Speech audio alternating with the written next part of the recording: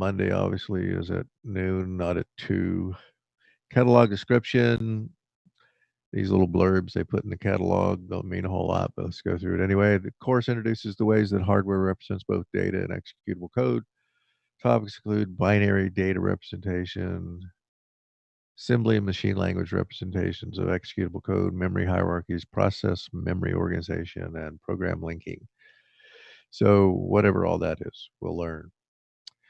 The prerequisites 145, and of course this is one of the classes that gets considered for entrance into the majors, so try to do your best. Don't get behind in your readings or your homework. And the way that the grades shake up is we have 2 tests and a final. And then there's some short quizzes that'll happen from time to time during your lab sessions. Typically, a lab session is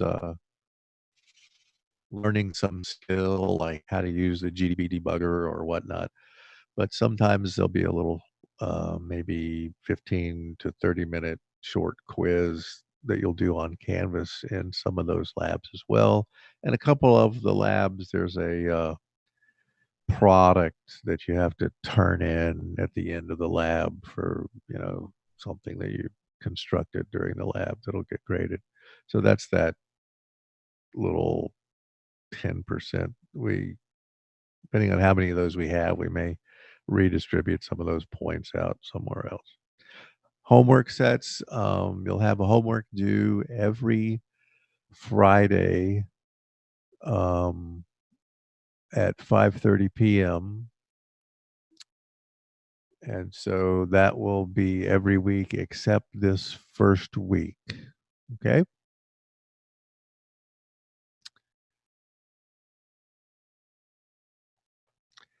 And projects, the heart of the course is doing these projects.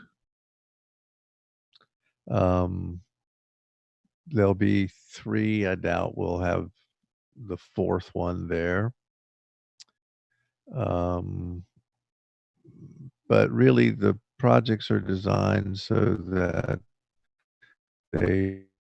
you utilizing the concepts that we've learned in the class. So really, it's your chance to show that you've mastered these ideas. And so if you look at that 40%, that's a little bit more than all of the tests put together. So you'll have typically about 2 weeks to do each of these individual projects.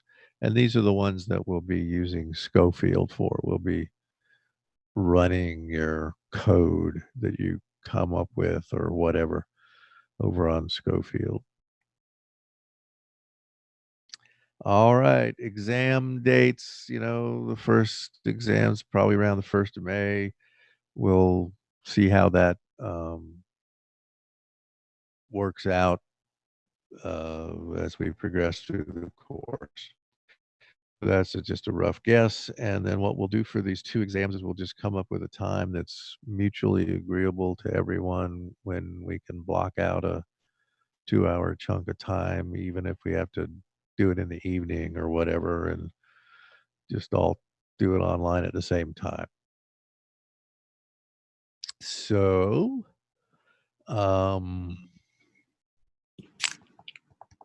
the lab sessions, like I said, will start today.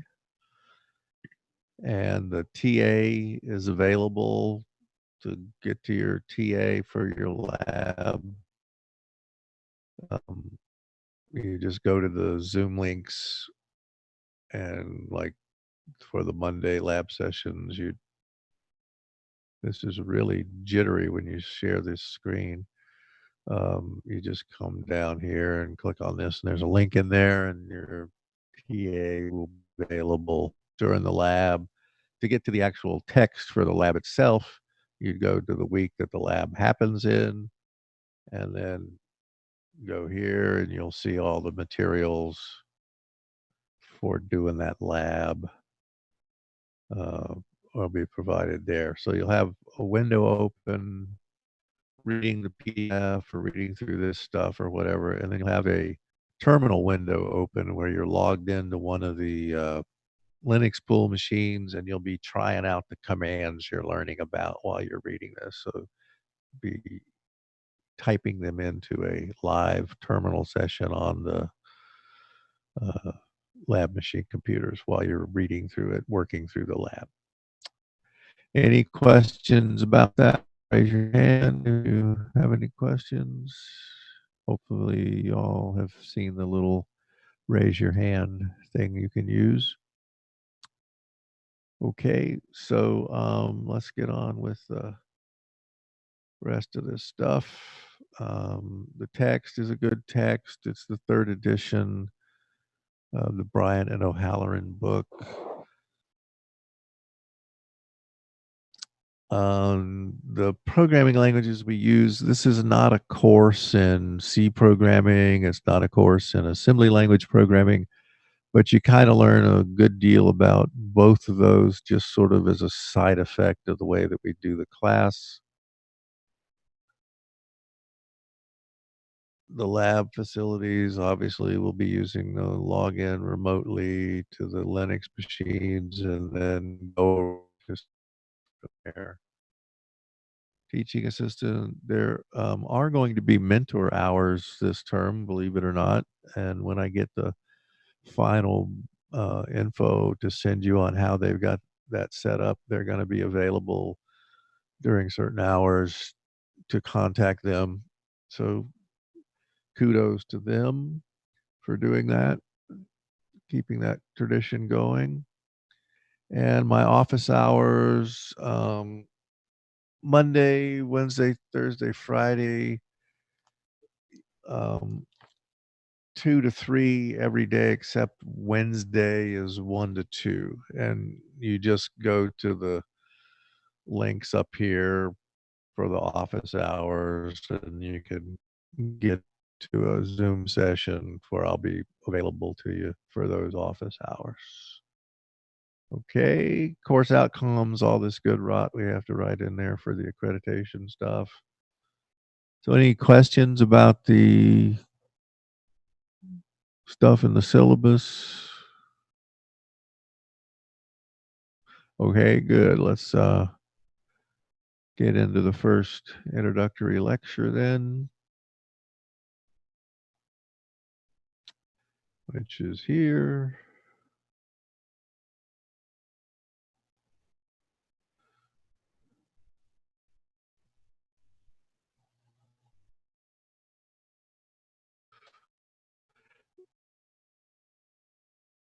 So what this slide is trying to talk about is a lot of courses that you take in computer science are, if you stand back and analyze what's really going on, you're learning some sort of standard approaches we have for building some abstractions and then building other abstractions on top of those abstractions and building this big hierarchy of abstractions we use in computer science.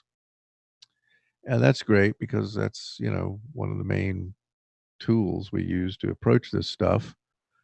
Um, but the practical matters of what's actually going on down at the bare bones level on the computer are also essential to understand when you actually go to implement something on the computer.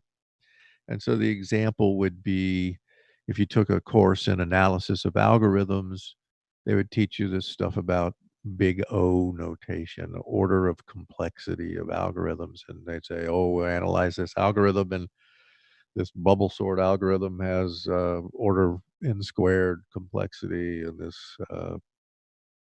quick sort algorithm over here has order n log n, which is better in a general case, than n squared. So we would tend to prefer this algorithm as opposed to that other algorithm. And so these are nice, great abstractions. But then when you go to implement either of those algorithms on the computer, there's all sorts of practical considerations that come to bear in getting it to actually run on the computer efficiently and fast. And so those are some constants that would be in the equations for the order of complexity that are just sort of glossed over in like an analysis of algorithms class or whatever. So there's just trying to say that the abstractions have limits and you need to understand the ultimate way that these things get mapped onto the computer to really understand really how efficiently they're going to execute when you uh, run them. So we're going to learn how the code that we write in C gets compiled into assembly language, and then how that assembly language is representing instructions that are executing on the computer, and get a feel for when we write something down when we're programming, how does that map onto the computer and what's actually happening on the computer, right? To understand that at that level. So that's what that's trying to get across. The historical way, this is a course in computer architecture, and the historical way of teaching computer architecture to people would be to say, oh, this is a transistor. And you can hook these transistors up and make a NAND gate. And then you can take these NAND gates and hook them together and make a flip flop. And then you can take a bunch of flip flops and hook them together and make a register, like up in the CPU to have a hold a number or something that you want to do something with. So that's the sort of bottom up constructive approach. How do you build all of the hardware, and then eventually at the end of that course you kind of look down at the end of the tunnel and you say, see all these pieces we've been building up, well now you can kind of see how all that would fit together to build the processor, the CPU for the computer. And that's still a valid approach for certain types of individuals, like somebody majoring in electrical engineering. That might be the way to go about it.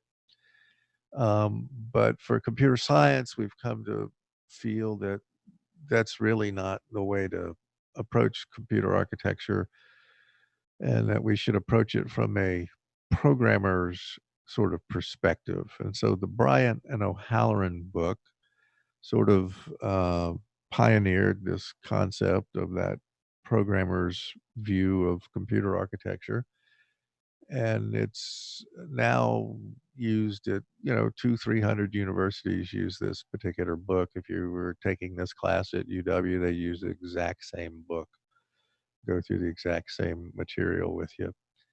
um, and so that's why the subtitle of the book is A Programmer's Perspective. We're going to learn how the architecture of the computer is put together and how all that works, but we're only going to talk about the pieces that we can touch programmatically. If we do this in our program, this is happening. If we do this in the program, this other thing over here is happening. If there's some aspects that you can't touch programmatically, we're not going to get into those too much. Maybe a few times, but I'll try to constrain myself. So that's the approach, is to learn computer architecture, and we do it by writing little snippets of C code, compiling the C code to assembly language, looking at those individual machine instructions that are represented in the assembly language and saying, what is the computer actually doing to carry out what we wrote down in our program? So we cover topics like, you know, how, how do we represent integers in the memory of the computer? How do we represent floating point numbers in the computer? What are the opcodes that the computer actually is executing when it's running a program? And what do those look like laying in the memory of the computer?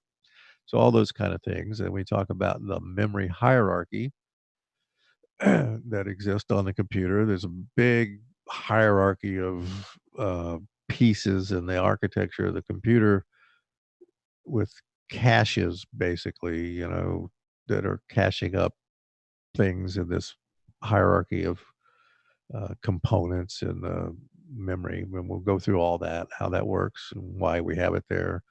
And then we'll see how the virtual memory concept is uh, realized on the computer. So the lectures will give you the concepts in the book, and then the projects will reinforce that you've actually mastered those concepts. Any questions so far? Okay. So homeworks, you'll have a homework set every week except the first one. Usually 2, 3, maybe 4 questions, not a whole lot. But those are due every Friday by 5:30 PM. The TAs will grade those, the 2 tests, and then the exam. The um, projects will implement those skills that you've learned. The textbook, we know some other textbooks that are sort of classics in the field. You know, half the people on the planet that learned C learned it from this book here, Kernigan and Ritchie, the K&R book. And it's an ancient old book, but it's still a good one. And another one would be this book by Stevens. Stevens wrote dozens of books, and they're all pretty good. So those are two I would recommend that you could hunt down. You could probably find used copies of these since they're kind of old for just a few bucks. I also have some free books out on the Canvas pages that I can point you at that are on C programming and stuff like that. Okay, so we won't be using the 165 lab. We'll be coming in remotely, all the usual stuff. So let's get this little C program. Um, the first thing you see in this C program is a comment. And there's several different ways that you can embed comments in your C program. Um, the slash splat is the beginning of the comment, and then a whole bunch of things that aren't splat slash, and then eventually splat slash ends the comment. This is how you could do a multi-line comment. You could put the splat slash, 47 lines down and have a whole big long comment. There's also ways to do a single line comment that you'll see later. So when I say slash splat, you'll find out that in the Unix world, we're pretty lazy about most things. We have 2-letter commands that we type in, and we don't want big long things to type. And we don't want to say things like asterisk that has 3 syllables. That's just far too much work. So we have a 1-syllable nickname for all of the characters in the ASCII character set. And that little guy there is called splat. So that's a comment. The next thing you see in there is a preprocessor directive. C is a really old language. It's evolved a lot over the years from what it used to look like, but it's still got a lot of primitive sort of flavor to it. We don't really have fancy things that you see in modern languages, like packages, for example. We have no packaging facility in C known to the language itself, so we have to come up with little workarounds or kludges to make up for some of these missing features that we don't have. And so this is one of them. This is a preprocessor. Before the compiler ever sees your C program, a preprocessor runs through the thing and handles all these preprocessor directives that are embedded into your code. This is the famous pound include preprocessor directive that's telling it to go over to this file called standardIO.h and take the text of everything in that file and just shove it in here like I had typed it all in right here in line in my program. And so this is a kind of a poor man's excuse for a way to be able to write little library code and reuse it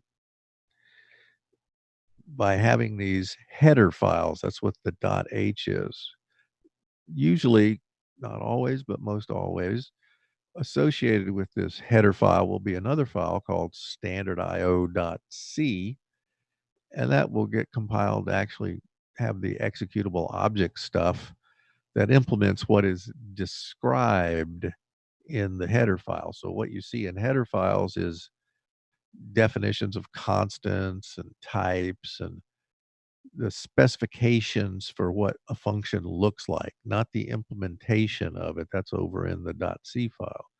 So what we're doing here is we're sucking in a bunch of declarations of functions and things that live in this header file so that when we use it down here, this printf guy lives in standard IO, the compiler will know, oh, well, you're using, I know what that's a function because I saw it declared here, and I know you're using it properly with the right number of parameters and the right types of parameters because it saw what it looked like described in the header file.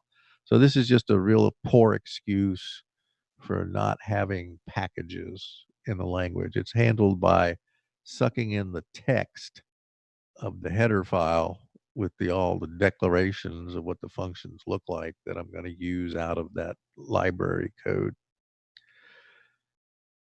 So any questions about what I mean by this preprocessor directive? Okay. Now what the little angle brackets mean is when you go looking for this file, Mr. Preprocessor, look in all the usual places.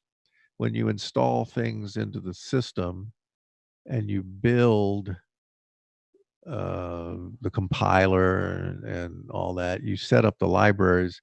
There's just a set of conventions we use for a bunch of directories that are, quote, the usual places. And so this is just telling the preprocessor to go look in those usual places in the order that it does to find this standard io.h file. If we left the little angle brackets off, then we would give it a path name for where it could find the file we're talking about. But we don't give it the path name. In this case, we just give the angle brackets saying, oh, look in the usual places, the usual paths. Any questions about that? So your standard libraries, when you use a function out of a standard C library like printf, you'll have an include of the header file where that is defined, right? Okay. Any questions? All right. So the next thing you see in this C program, the famous Hello World program, is a declaration of a function. And the name of the function is main. And the function, when you run it, returns an integer. The result of running main would be to get back an integer, right? And main in this case is showing that it's not taking any parameters. Later on, we'll see you can actually put some parameters there to get the command line parameters that were typed in when you ran the program here. So this is what a function declaration looks like in C. Notice that the type comes first and then the name of the function, which is really, frankly, poor, horrible design of syntax. But you'll learn as you go along that one of the things about C that makes it somewhat challenging to learn is it has just god awful, horrible syntax that's really ugly, not very well thought out. So that's just the way it is, and you'll have to learn to live with it like everybody else. But we'll try to point out some of the biggest confusing, crazy things about C syntax. The next thing after the declaration of this main, and what main is every C program has a function called main in it, which is the first thing that runs when you run your program. So main runs and then calls other functions, which make all other functions, et cetera, whatever. But main is kind of like, how you get your program kicked off. The main function runs. That's just a convention that C uses. So the main function here is the body of it. What it actually does is between these little set brace, these little squiggly brace characters, C uses that to delimit a compound entity, in this case, the body of the function main. Some languages you'd have like begin here and then you'd have end here or whatever. C just uses this little single character. Most everything in C and Unix um, is set up for the two-fingered typist. So the only thing this main function does, actually, guys, the chat thing is supposed to be used to type questions to me, not to have sub conversations going on ad nauseum over there. So anyway, the function printf, which stands for print formatted, okay, a formatted print.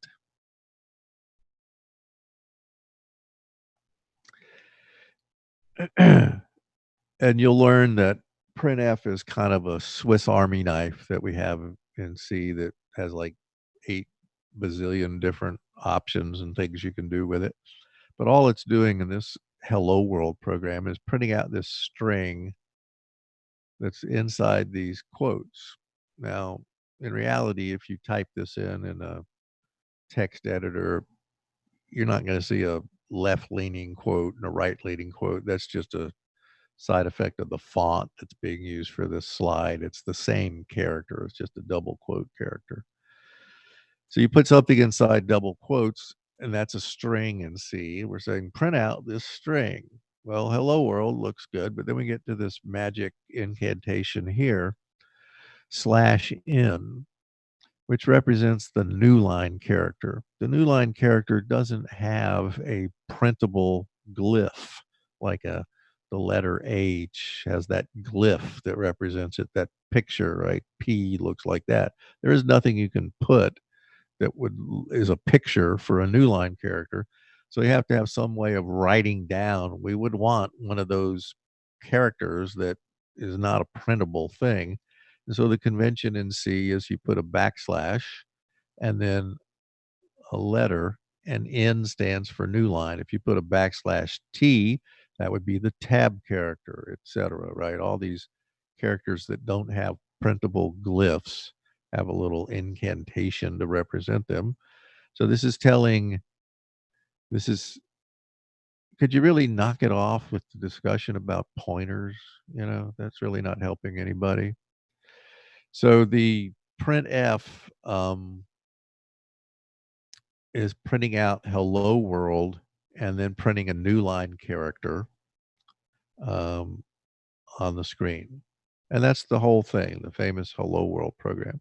So any questions about anything in this first little C program, the comment, the preprocessor directive to get it, the library routine printf, the declaration of the main function, the body of the function, a string.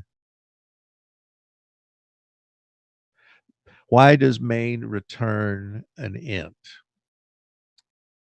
Well, when we run a program in C in the Unix world, we get what's called a return code that comes back from that process when it executes.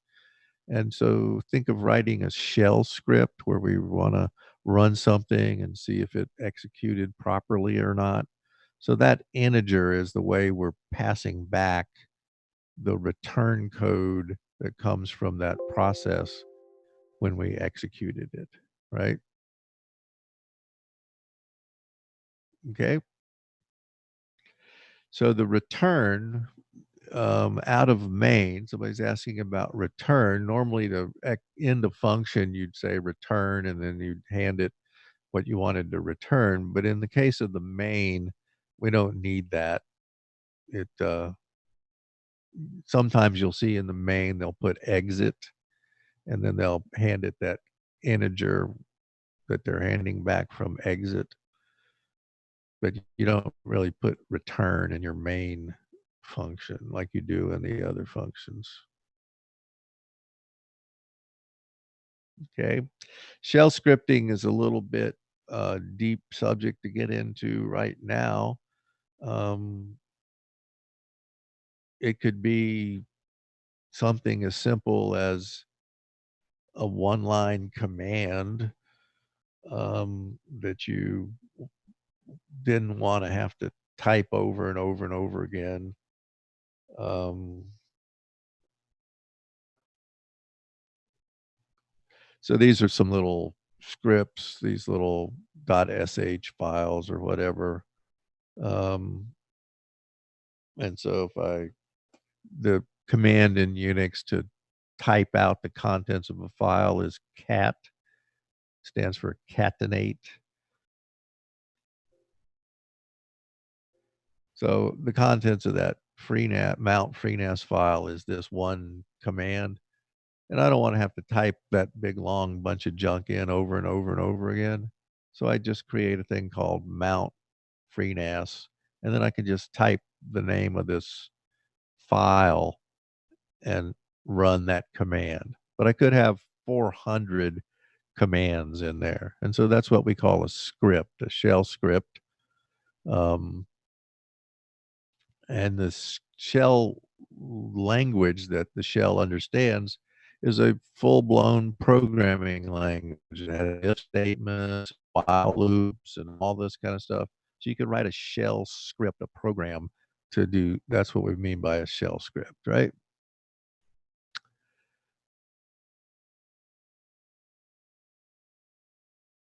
C has a void type, but we'll worry about that when we need to. A lot of things that you see in Java, including the horrible syntax, was inherited from C.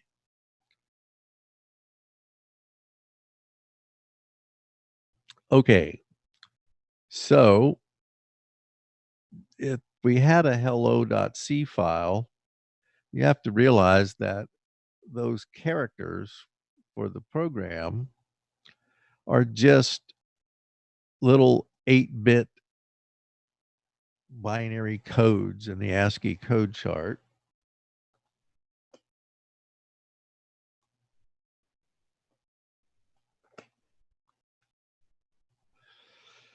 So if I run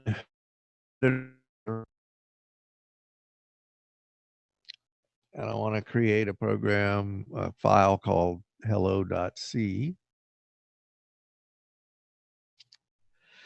and I type in the hello world program. Here's my editor. So I want to just type in the hello world program in here, right?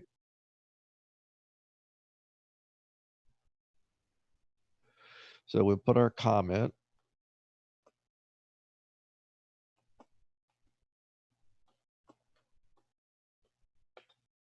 And then the next thing we'll put is our include. And what we want to include is standard io.h from the usual places. And then we want to have our main function. And our main function is only going to have printf hello world and a new line character. And notice in C, you put this little semicolon thing at the end of a line. In C, the semicolon is a line terminator, not a line separator like it is in Pascal. The F in printf stands for formatted, print formatted, because later on you'll see you can give give all sorts of formatting specifications in there for how you like it printed out. So there's our Hello World program, right? So in Emacs, which is this editor I'm running, the way you save a file in the hello.c file here is you type Control X, Control S. And so it wrote the file hello.c. And so now I want to get back my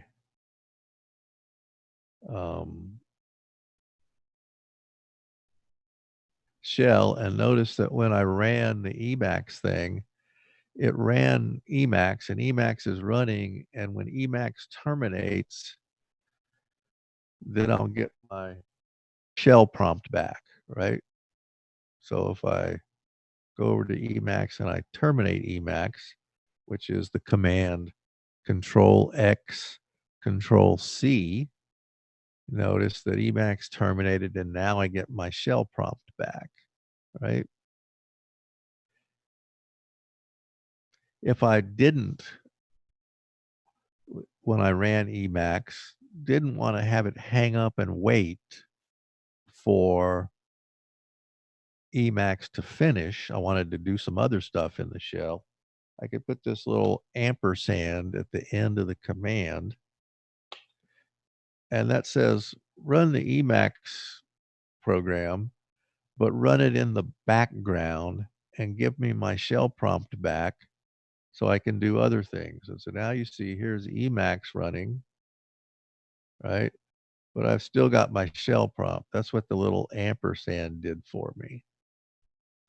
So I could type other commands in here and do some other stuff in my shell, and I have this guy running off in another window, quote, in the background. So that's a little bit of interacting with the bash shell. When you log in to the Linux machines, this shell, which is just a program somebody wrote, right? The shell you're going to get as your default login shell is this shell called bash. There was a guy named Bourne, Bourne, and he wrote the original shell called sh for shell. And then when we created a new, all new, expanded, improved version of Mr. Bourne's shell, we called it the Born Again shell, because there's a long-standing tradition in the Unix world that whenever we come up with a new version of something, we have to come up with some cutesy, smart-ass name that's a kind of a pun on the previous version of the thing, right?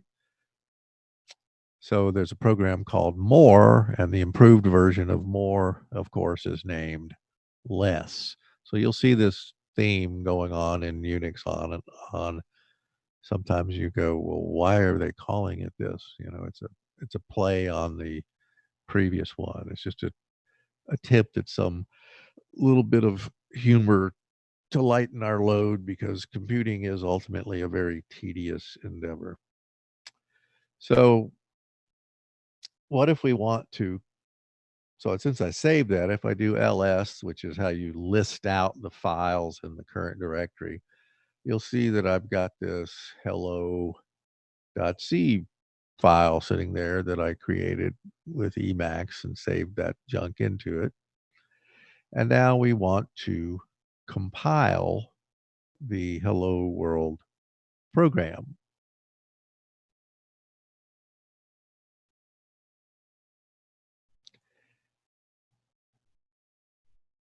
So to compile the Hello World program, we're going to run GCC. Now, GCC stands for GNU Compiler Collection. It doesn't stand for GNU C compiler like some people mistakenly believe, because GCC is a collection of a whole bunch of compilers for a whole bunch of different languages. And it knows when we feed it a .c file that Oh, you want me to drag in the C compiler, but I could feed it a .f file and it would compile a Fortran program. I could feed it a .pas file and drag in a Pascal compiler. So it's a collection of a whole bunch of compilers, GNU compiler collection.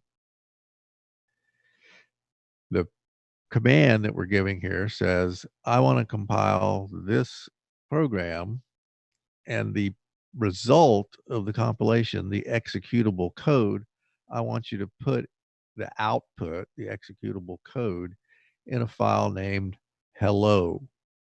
We don't have this convention like you may be used to over in the Microsoft Windows world or whatever, where they would put like a .exe extension on the executable thing or whatever.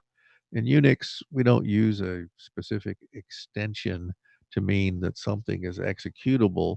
We use an attribute of the um, file to indicate that something is executable. So if I do ls-la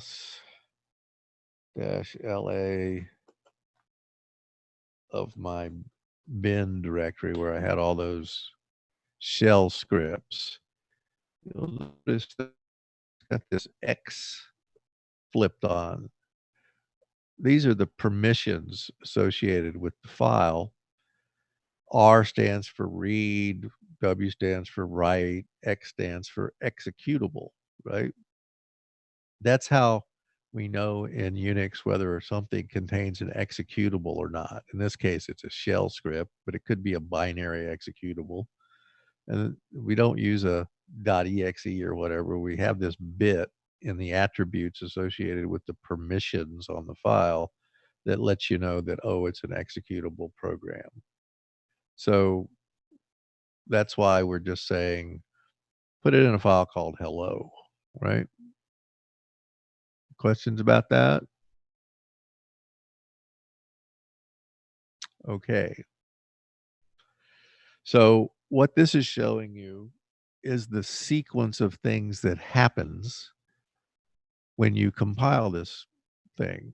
The first thing that happens is the preprocessor runs a program called CPP, C preprocessor. Now, what it does is it goes fishing around through the code for those pound directives. Like the one we had was pound include. There's a whole bunch of other preprocessor directives. They all start with the pound sign. And so in our case, what it did was it sucked in all the stuff out of standardIO.h, and then it put that in a file called hello.i. So the stuff we had typed in, plus all the stuff it dragged in from the include, is in this file, and that's what the compiler actually sees. The C compiler actually sees the thing that came out of the preprocessor.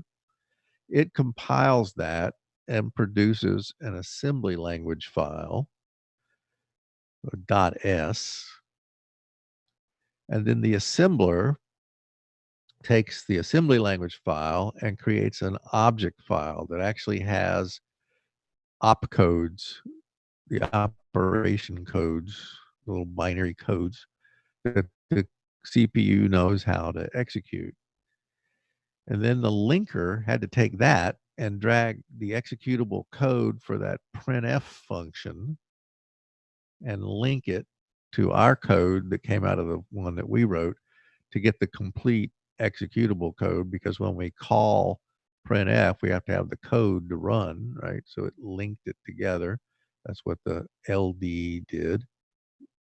And then it produced the hello file, which is the actual binary stuff laying in the file that could be loaded in the computer and executed.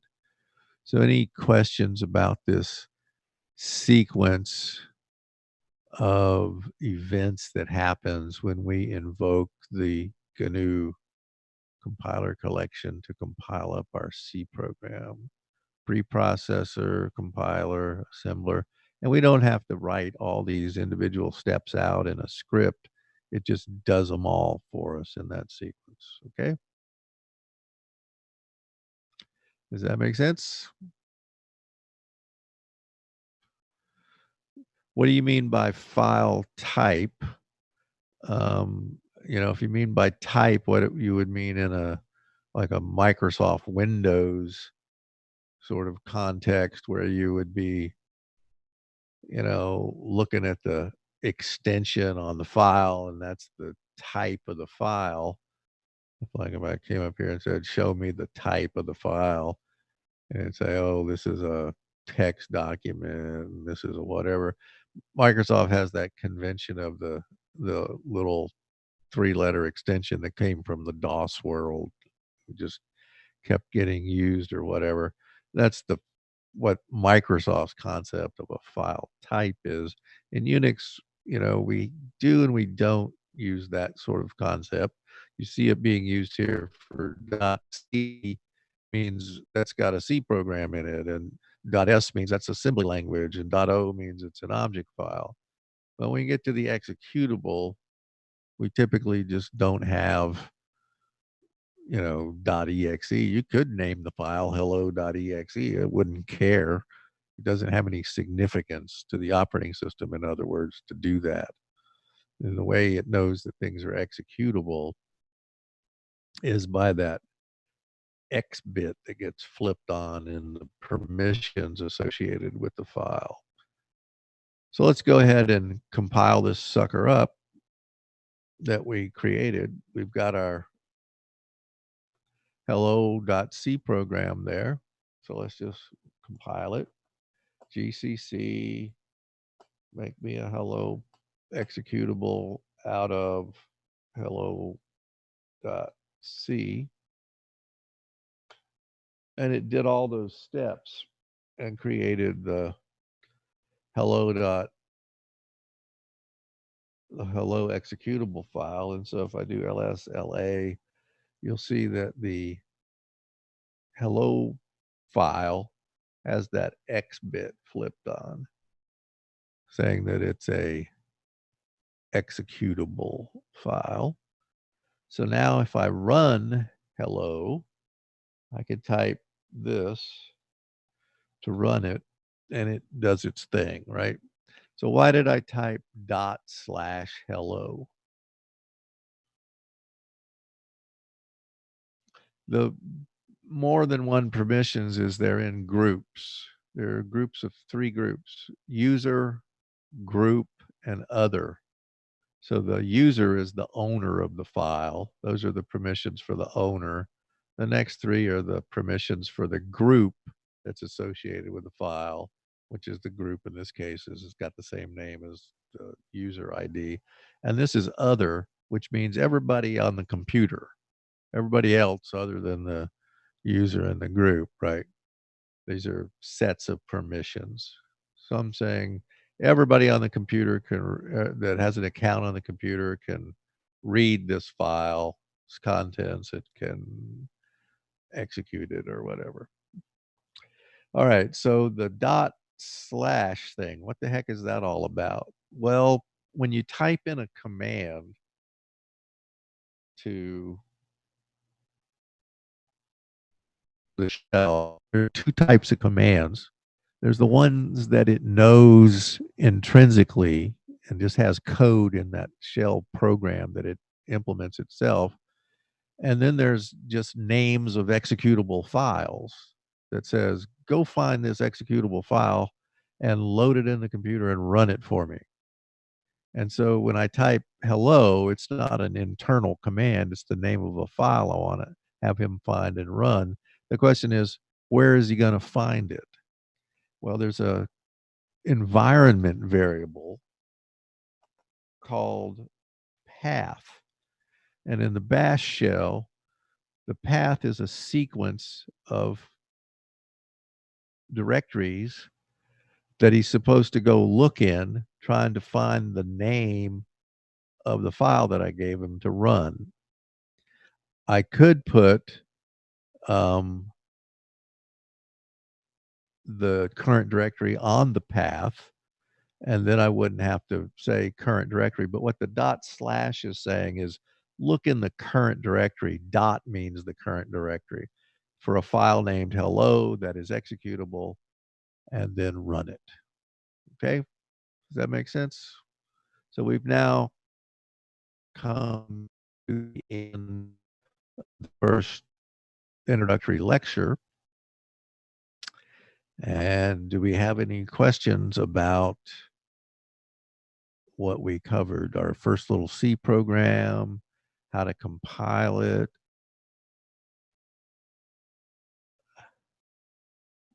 that kind of stuff. Any questions before we go? It's the lab. If you have a Monday lab session that you signed up for, that'll happen at noon. Go to the link to get to the Zoom session. And if you want to come to my office hours today will be from 2 to 3. And you just use this link here to get to that office hours session if you want to discuss anything, need any help with anything. So to do the lab, if you do have the lab today, then you'll need to be able to access the Linux pool machines. So if you haven't got that set up yet, try to work on that because you'll need to type the commands into some Linux machine running a bash shell to work through the lab. Any questions before we go? This is all being recorded. Every one of these is recorded, and then I upload them to Canvas, and you can access them there. No questions?